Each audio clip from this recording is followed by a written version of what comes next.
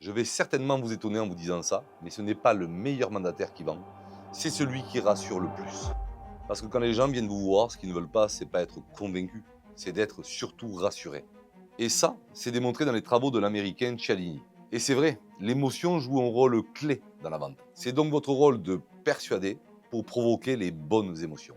Alors, dans ce nouvel épisode de La Cadence, je vous explique comment convaincre sans s'épuiser dans ce métier. Et une chose qui est très importante de savoir, c'est que 90% des décisions sont influencées par l'émotion.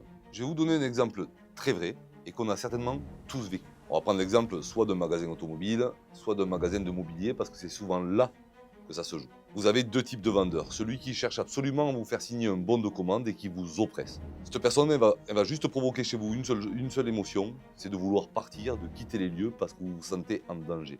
Et puis il y a ce vendeur qui est lui plutôt dans le conseil, qui est rassurant, qui vous laisse prendre votre temps, qui vous laisse dans votre bulle, dans votre espace. Et le deuxième va beaucoup plus se positionner en tant que conseil et donc va favoriser la confiance entre vous.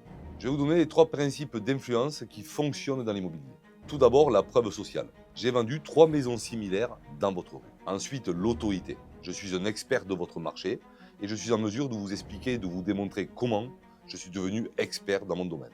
La rareté, qui se couple aussi à l'exclusivité, c'est un bien rare sur le marché et vous êtes le seul à pouvoir le proposer. Vous l'avez compris, la persuasion se joue sur l'influence et l'émotion.